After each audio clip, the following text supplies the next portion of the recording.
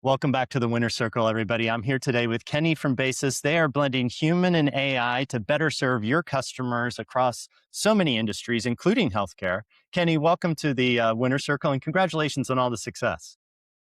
Well, thank you very much. It's a pleasure to be here today.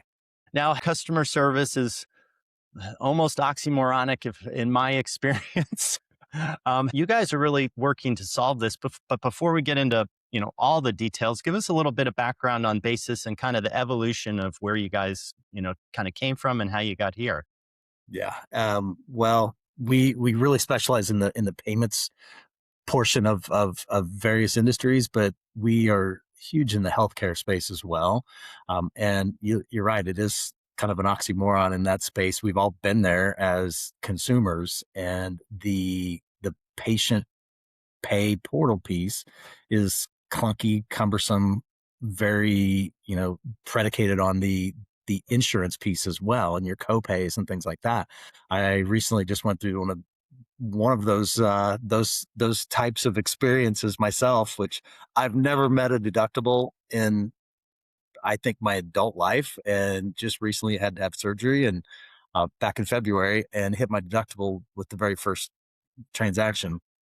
I kept having to pay, and then I keep getting reimbursement checks, which is just it's asinine to think about. So we hired our chief technology and chief product officer about 4.5 years ago that had spent 16 years with one of the major insurance providers in the country. And when he came here, he's like, this is a dream come true. I can really put my stamp on how to deliver the best possible customer service and payment experience in that healthcare space. So it's something we've been working on for 2 or 3 years now to develop for the entire healthcare industry, but really focusing on DME space, HME space, and the hospital space itself with integrations with all of the major hospital EMRs. Yeah, and the whole kind of hospital experience is so complex too, because I don't think most people realize it, but almost every level of a hospital is a different company. Yep. Yep. So you go into, the hospital name cardiac unit, that's a separate company. And then you go into the supply closet of that company, and that's a different company. And so the complexities are vast. I don't even, I don't know how you didn't do it with with AI before. I mean, it's so many to many.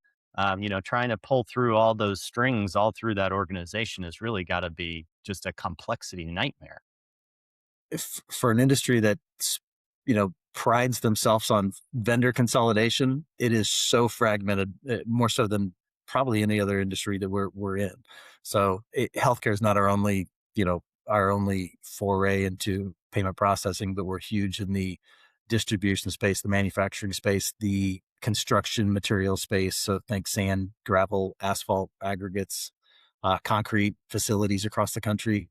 Very, very fragmented industry as well. We're also, like I say, heavily in with the ISV space. So think softwares.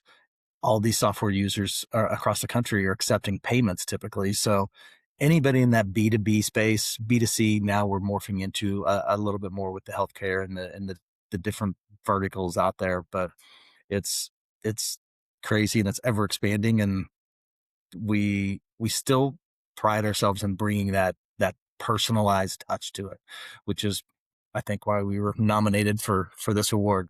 Yeah, if you think about it, the world we're moving into is becoming less and less human, unless we get kind of in these kind of fractured environments where things kind of break down, and that's really where you're pounding for agent on the phone or trying to get in a chat window with a human. Walk us through kind of that decision line of where you kind of bring in humans and how you guys treat kind of that human experience when you have to do the AI. It's going to get some large percentage of questions answered, and most of us want that these days, right? We'd rather not talk to a human if we don't have to, if we can get the job done. But how do you walk that line and blend in that experience? It is a fine line because we've all become such accustomed to getting an answer from a chatbot in 3 seconds or less. As long as you see the little bubbles pop up on your chatbot, something is happening. we still pride ourselves in we answer every single phone call with a live human within 3 rings or less. Unheard of these days. We typically get a 99% call, or 95%, I guess, call uh, solution with that very first person. We have 3 tiers of customer success, support teams here in Kansas City. So that's another thing. When we first started, we were told that if we don't rely on the big platforms, customer support teams, we'll never ever make it. I think they signed up when we started back in 2003 with Chase Payment Tech. We were the only ones that said we want to do our service and support in house, and we're the only ones that made it. So fast forward, 23, 24 years later, it we spend millions and millions of dollars on our own in-house support team because one, we're a little bit control freaks. We know how we want to take care of our clients and our partners. So we work with, 100 and some banks across the country as well and take care of their clients. We're not a great fit for Bank of America or some of the big boys out there. It's those community regional banks that are, between $1-2 billion in assets up to about 30 to 40 billion in assets that still pride themselves on their community involvement and things like that. Those are our good fits, but we have to have the AI. We have to have the chatbots. We have to be more efficient with margin compression every single day. I mean, we're competing regularly against the Stripes and the Squares and the Blocks out there, the PayPals. So we have to do it more efficiently. But we're very careful not to lose that competitive advantage that we have that is our people. So you guys are selling this kind of, through, I guess, partner systems and embedding into these other people's software platforms. Walk us through kind of a normal integration. What are they kind of, you know, how are they bringing it into their process? And then how does that kind of human component kind of play in when they're kind of, I guess, remapping their whole process flow? Correct. Yeah. So we were pretty late to the game in that software space.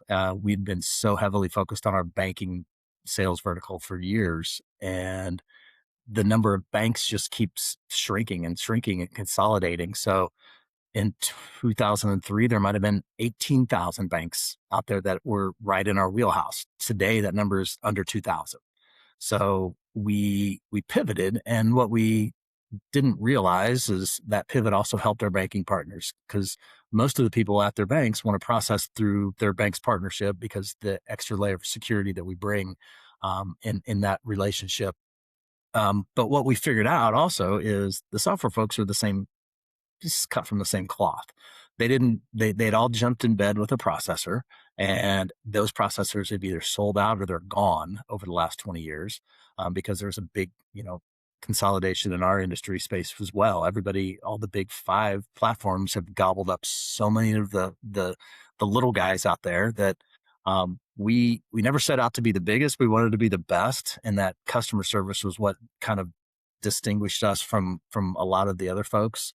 But we found out with the software folks, it was the same thing. If we make the software look good to their users and make it a very frictionless payments ecosystem inside of their system, so they don't have to do what we call the swivel chair, method of payments of running their business inside their software, and then have to go over here to run their any type of payments, and then come back over here and post it. So our tech teams typically get together after we form a partnership, map it out.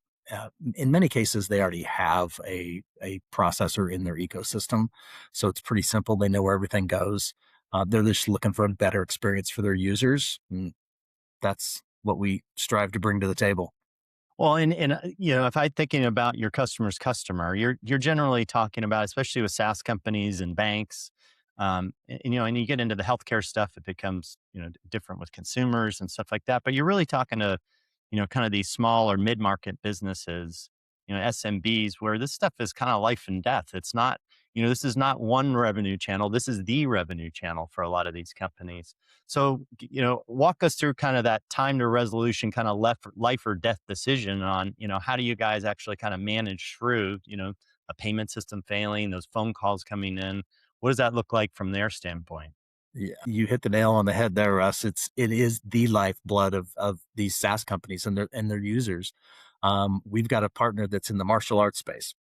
And most of these guys think dojos in the middle of a strip mall, Russ's Taekwondo. And they use the software they have got 2,500 clients across the country. But most of these guys got into this practice or this business because they loved the martial arts. They love jujitsu, but they also have a full-time job. And so we have to work around their schedules and to not only onboard them, but to answer their questions. And so that is where that 24/7 chatbot does come in handy. But they'll text, they'll call the sales agents that we have with this company that are assigned to the software partner. And we have to meet them where they are because, like you said, a lot of them, they're not even sure what they're doing as far as setting up business license, bank accounts, and things like that. So we've really been pivotal in helping them navigate their own business startup, and it's paid off. It's one of our top partnerships. We have 1,400 clients now across the country in that partnership alone. Yeah. And well, it's interesting because those tend to group together, right? I was in cable, cable television, internet cable companies for a while, and the cable companies follow each other around. One of them will do something and then all of them will go do that because they kind of figure out the market and they figure out what people want. I can imagine it's very similar in that kind of scenario too. What's interesting to me is, for 20 years now, the American companies, the industry default was to ship this stuff overseas, kind of you're saying for kind of that maximum margin gain. And you kind of, Yeah, go like that and cross hope your it works. fingers. Yeah. And kind of hope it works. And I've been through one of those where, all the work that you put into it, you don't realize that when you do that, you really have to have everything buttoned up to a T. Um, and then you're still missing stuff. So how do you kind of prepare customers for that? And what does it mean really to kind of be in Kansas City versus being somewhere else? It's uh I'm from so Kansas City, as you know, is right on the border of Missouri and Kansas. I'm on the Missouri side when I'm here, and it's the show me state. So you really do have to show these folks that, hey, we are different. One of the things we pride ourselves on at BASYS is our NPS, our Net Promoter Score. It is in the top 5% of all companies worldwide, and it's something we monitor weekly. And there's a weekly email that goes out company wide to tell them what our NPS was that week. It's something we track, and it's something we're very serious about. That's not the norm in this case. So we're averaging over in the mid 70s. Last week we hit over 90 on it was like 92 on our Net Promoter Score, which I've never seen us get in the 90s. We've gotten close to 89 point something, but last week it was 92 or 94 point something, which almost looks unheard of. We've had people challenge us because they're like, that's higher than Chick-fil-A's. And you're in a payment business. You're not giving away spicy chicken sandwiches.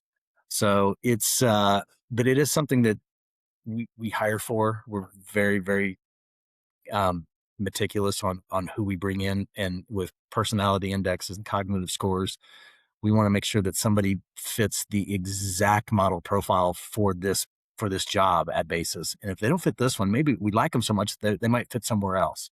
But it is that autonomy that we give our folks to take care of our clients, take care of our partners. We've had, things get held up and funds get held up, and you go back to, it is their only lifeblood. It is their only source of revenue. We have personally sent, $85,000 so a company could make sure they got their payroll because they had some transactions go through that were pretty sketchy. We had to get some more documentation on that is there. Those protocols are in place to protect them from fraudulent transactions. So it, like I said, that is what separates us. There's 1,800 different places you can get, payment processing in the US. You can get it from Costco or Sam's Club. Right. We have to provide a different customer experience. And that is, I mean, like I said, we're a top 40 processor by volume, and we really specialize in that card not present B2B space. So you mentioned media. You came from, or speaking, me and two of my teammates are speaking at the Media Financial Management Conference in San Antonio this weekend or on Monday. And we've got a ton of folks in that space. So from like NBC and Universal to Cox and Charter, and I mean, a lot of the big boys. So we really do well with that SMB, but we also have those big, publicly held behemoths that we have to take care of as well. And it's a different set of complexities with those guys versus Joe's bait shop, bait shop. And all of the card brand regulations that we have to navigate, which is what we're speaking on Monday. So Well, so walk us through a typical kind of inbound support call at BASYS. Who's picking up? What do they know? I mean, it's one of the things you're talking about is having this kind of concierge team, but you're spreading it across a bunch of customers. So how are you managing kind of that in-house feel? And then the other kind of question I have is, kind of how are they empowered? What are they empowered to do that's kind of different than your normal call center? so one of the ways that we've empowered them quicker, I guess, to bring them up to speed on the industry knowledge is through AI and through online chatbots within our internal organization. So if something is called, it's being recorded. Calls are have to be recorded.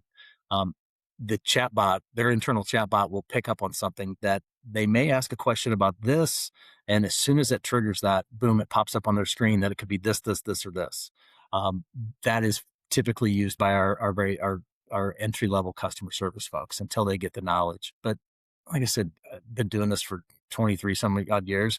I'm not sure you ever get all of the industry knowledge when you have to have it on a phone call to take care of a customer in their time of need, I guess. So our tier one support typically handles about 95%. Most of the calls we get, they're pretty simple. They're pretty generic. If it is a specialty call through one of our integrated customers, it's routed to a different team. So that team, so they don't have to go through all the phone trees, um, because we've all been there. We're all, we all have a cell phone. We all have direct TV, or we all have, whatever type of cable or fiber. We've been those consumers, and it's so frustrating to have to, well, oh my God, let me put you on hold and I'll try to get you to this person. And we all sit there and listen to hold music telling us how important of a customer we are to this organization while they leave us on hold for 27 minutes. So we try to avoid that. If it's something our tier one can't get it, they get it over to tier two immediately. Tier two can typically handle it. They've been around for a few years. They've been there, they've done that. And if it's something that they can't, they will file an internal ticket, and somebody follows up with them immediately to let them know, here's where we're at, here's what we're doing to take care of your problem. Yeah, and like I said before, I think I would imagine a lot of these companies kind of come to you, and they're looking for better performance, the better quality scores. I imagine they see there's declining revenue out of that channel. It can be a very big problem for a company if you're not treating it right. And you guys mentioned in your nomination a kind of one partner, and we don't have to name names or anything, where they saw just a meaningful drop once they kind of went through your onboarding model. Walk us through kind of that engagement, and why don't more processors do this type of thing? It's expensive. I mean, easily that's the number one detractor. It's expensive. Like I said, we spend millions and millions of dollars to have our own support teams in house. So it pays for itself. On your website, it said something about 600% cost of losing a customer to replace a customer. I haven't seen that number, but I believe it. Mr. Odo, who is our founder and CEO's dad, who is a second dad to me, beat that into our heads forever ago, that it is much easier to take care of a customer on a Friday than to go find a new one on a Monday. And does it always make sense financially today? Probably not, but in the long run, it always pays off. So Yeah. Well, and now you guys have expanded kind of this integration portfolio. I think you're in QuickBooks, you're in all these healthcare platforms. I think you mentioned construction and dental. But you're keeping that kind of same in-house support standard intact. Most customer service quality degrades during growth. What's the principle that's preventing that with you guys? it's hard.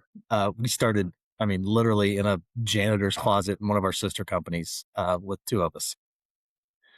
When we moved into our first office, we got our own office space inside the same building. And got up to 17 people. My God, this is going to be hard to maintain the culture that two people started, or three people, or five people. And that's still through today. So we're close to 250 employees today, and folks all over the country. Primarily, everybody's here in the Kansas City office, but it is hard. And I was listening to Patrick Lencioni's podcast yesterday on my flight home from Florida, and he was talking about one of his latest episodes was cult or culture. And he said sometimes it's a fine line because, new people coming in, they see how this is the standard that we expect you to deliver on, to our partners and our clients. And it can seem a little bit cultish, I think, from the outside in, because we've brought in some high powered folks from big Fortune 100 companies, and they're like this. They get kind of the sheepish grin at start, like, yeah, that's cute. And about 6 months in, they're like, wow, you guys are really, this way. And I think it's hard for them to swallow, coming from such a different world for years. And that's probably one of my main jobs, is to make sure we maintain that differentiator. And as we talked about beforehand, my daughter, has been with us now for 6 months. I want it, and I want a place that I would be proud that my daughter works at. And I don't, I don't know if that's necessarily, a sentiment that a lot of people feel about their workplace. No, those NPS scores tell stories when you run them internally, right? Yeah. Yes. There's Yeah. some questions about that. Would you recommend a friend to work here, and questions like that? And you start getting into people's psyches, and you can understand a little bit better about your culture. It seems like you guys are setting a very, very high standard. If you're if we had a founder listening on the call today, and they said to you, I want to build a customer service led organization in a commoditized space, what's the principles you would guide them to that are kind of non negotiable? Don't take any outside money. I mean, it's a lot easier when, it, it's never easy. Um, but, and if most people knew how hard it was going to be when they started, they'd never ever, take the first step. But for us, it's been that consistency of since day one, essentially. I came on board first first person at BASYS to because I loved and I believed in the vision of our founder and our CEO, Brad Odo. I thought this is so different than what I'm experiencing right now. And we knew each other from a previous workspace. And he we just got out of a meeting right before this interview. And that is our number one goal, is to make sure that we're still doing what we set out to do years and years and years ago. And today it's focus on others, focus on all the cars in this parking lot I'm looking out at. Those people are my responsibility, to make sure that they have a great place to work at and be happy and be proud of. And if you can get everybody moving in that direction, it's makes the mission a lot easier. It's never simple, but it's easier, I think. Now, you guys are kind of expanding the product as well. You're pushing into these other verticals, these other platforms. Yeah, you're also responsible for partner relations strategy.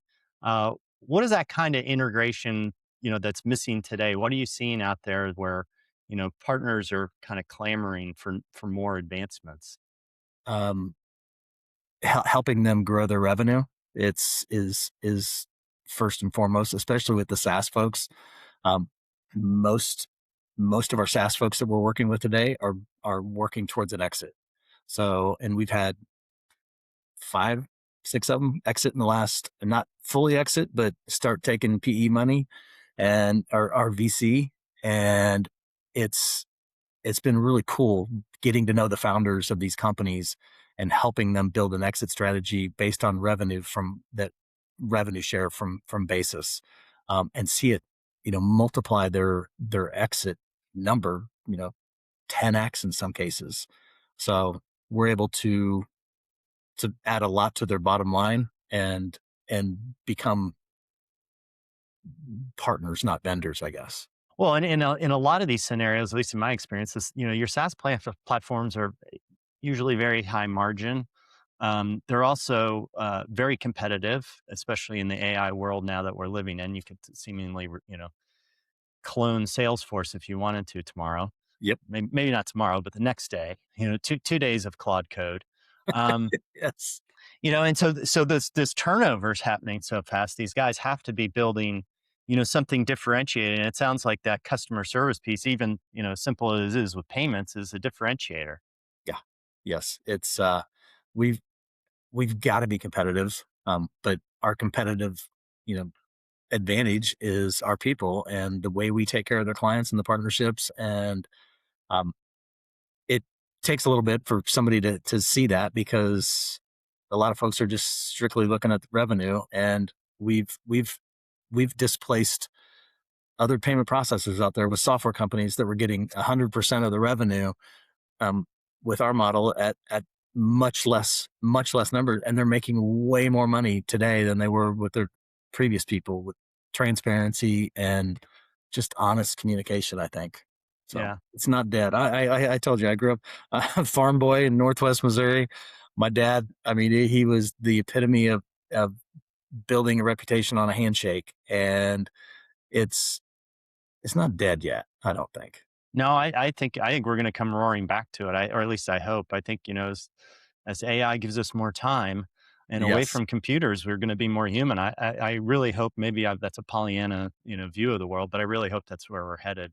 I love it. I love the idea, and I'm going to do my part.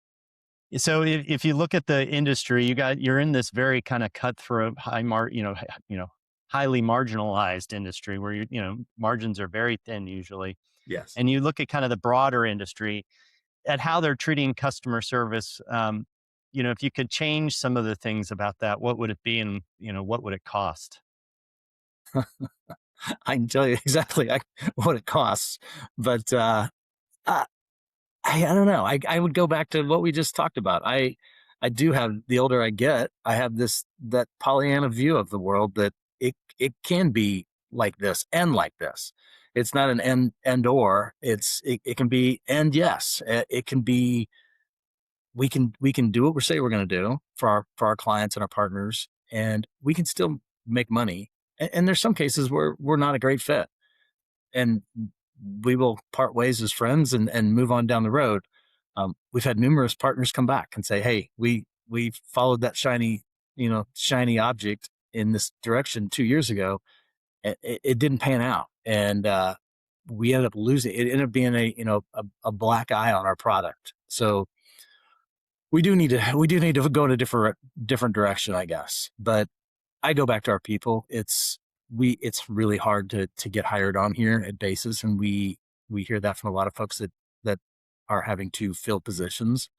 And but we do it for a reason. We don't want to turnover. Turnover costs a tremendous amount of money, training people and all the resources into that onboarding experience. So it's it's been kind of our, like I said, our competitive advantage, that slow and steady growth model, that we we could grow like this. And we were told early on that, hey, I could bring you on here, and we could 10x your stuff tomorrow. And it sounds great until we heard of the tactics that we're going to use to do it. And hiring masses, and I can't remember what the this this one consultant that we talked to 20 years ago wanted to hire a bunch of people, get them to sell a bunch of stuff, and then fire them all and keep that money. And I'm like, yeah, that's probably not in our DNA. So like I said, we probably believe in people almost to a fault in some cases, and we're we're learning, but it's I would rather err on that side than the other. Yeah. Well, Kenny, thank you so much for joining us. It's, very interesting conversation. I love the blend of human and AI, and you guys seem to be doing it just about the right mix, I think. So congratulations on all the success. Well, thank you, Russ. It was great catching up with you and learning everything. And good luck on headed south.